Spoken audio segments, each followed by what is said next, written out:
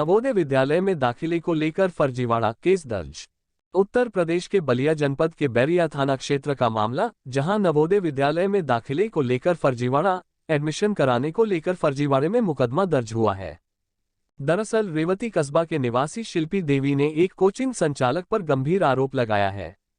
उन्होंने बताया कि मेरे बेटे का एडमिशन सुपर 37 में हुआ था। नवोदय विद्यालय में दाखिले को लेकर तैयारी कराया जा रहा था।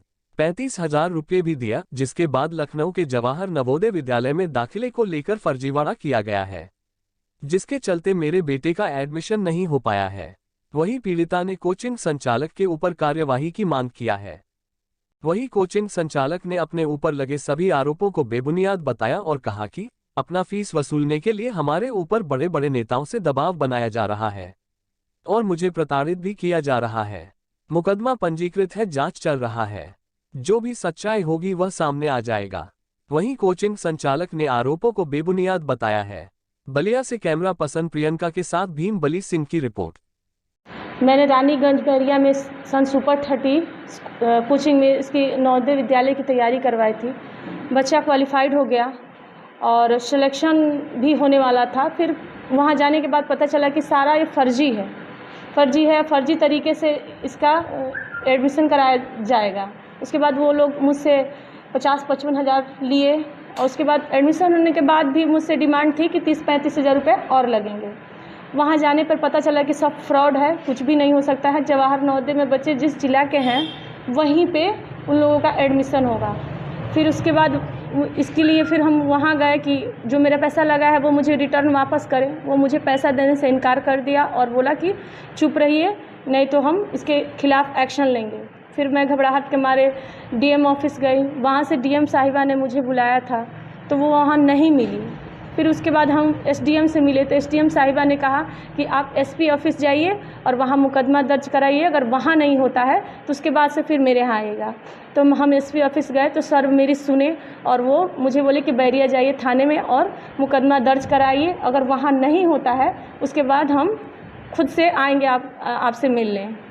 वहाँ गए, वहाँ के थाना अध्यक्ष ने मेरा मुकदमा दर्ज कराया, लेकिन बहुत लेट। सर इतना फ्रॉड हुआ है मेरे साथ कि जवाहर नवोदय के नाम पर मुझसे पैसे भी लिए गए और उसके बाद डिमांड भी हुई कि अगर एडमिशन होता है तो 30-35 हज़ार रुपये और लगेंगे।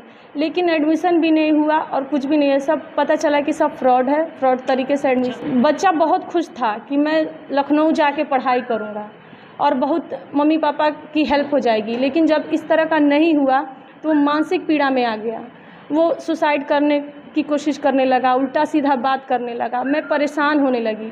इसका कहीं एडमिशन भी नहीं हो रहा था क्योंकि सारे स्कूलों में एग्ज़ाम चल रहे थे। फिर बहुत परेशानी की वजह से मुझे ये कदम उठाना पड़ा। उन पे ये कहना चाहती हूँ कि उनके साथ बहुत अच्छे से उनके पर एक्शन होनी चाहिए, इसकी जांच होनी चाहिए। क्योंकि इस तरह के बच्चे बहुत हैं जिन लोग जो मेहनत तो करते हैं लेकिन उन लोगों को सफलता नहीं मिलती। फ्रॉड तरीके से बस वो पैसा लेना जानते हैं, लेकिन बच्चों के भविष्य के साथ बहुत बड़ा खिलवाड़ कर रहे हैं। नवोदय विद्यालय में एडमिशन के नाम पर अपने यहाँ बच्चों को रख करके कोचिंग कराया जाता है और 3, 4, 5 की डिग्री फर्जी रूप से दी जाती है, जिससे बच्चों का भविष्य खराब हो रहा है। और सबसे अहम कड़ी इसमें यह है कि जिन बच्चों के एडमिशन के लिए ये लोग अक्षर का माने जो चयन करते हैं, ये बहुत सनसनीखेज मामला है कि ए अक्षर से शुरुआत होता है।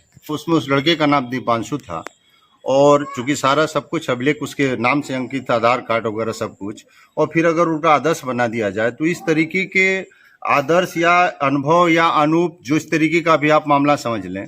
और कुल मिला के जो उनके यहाँ पोस्टर लगा है उस पोस्टर में जितने भी बच्चे हैं नवोदय के, उसमें सबका अक्षर ए से शुरू है। तो ये चूंकि बहुत बड़ा स्कैम है, बहुत परिश्रम के बाद और ऐसे दुखी महिला जो कि विकलांग है, पति भी विकलांग है, और माननीय योगी आदित्यनाथ जी से और जिलाधिकारी बलिया से इस बात का निवेदन करता हूं कि गंभीरता पूर्वक इस प्रकरण को जांच करावें ताकि आने वाले समय में या पूर्व में जितने बच्चा हमारे यहाँ पढ़ा है और कहीं से पास किया हमको नहीं पता, और उसमें अपना हमसे पैसा वसूलने के लिए हमने तो उससे कम फीस लिया था।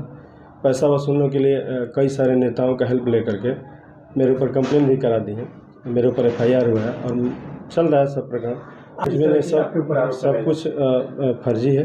उन्होंने कोई भी चीज़ गलत सही नहीं बोला है। उन्होंने नेताओं को लेकर के मुझसे पैसा निचोड़ने के लिए क्योंकि ये सब कहा है, कहीं ऐसा कुछ नहीं है। सब ये सब फर्जी बात है। हाँ, मेरे पर मुकदमा हो गया, फर्जी है। मुझे प्रताड़ित भी किया जा रहा है बड़े बड़े नेताओं के द्वारा। वहाँ के कई सारे नेता हैं जो मुझे प्रताड़ित करते हैं फ़ोन वगैरह करके।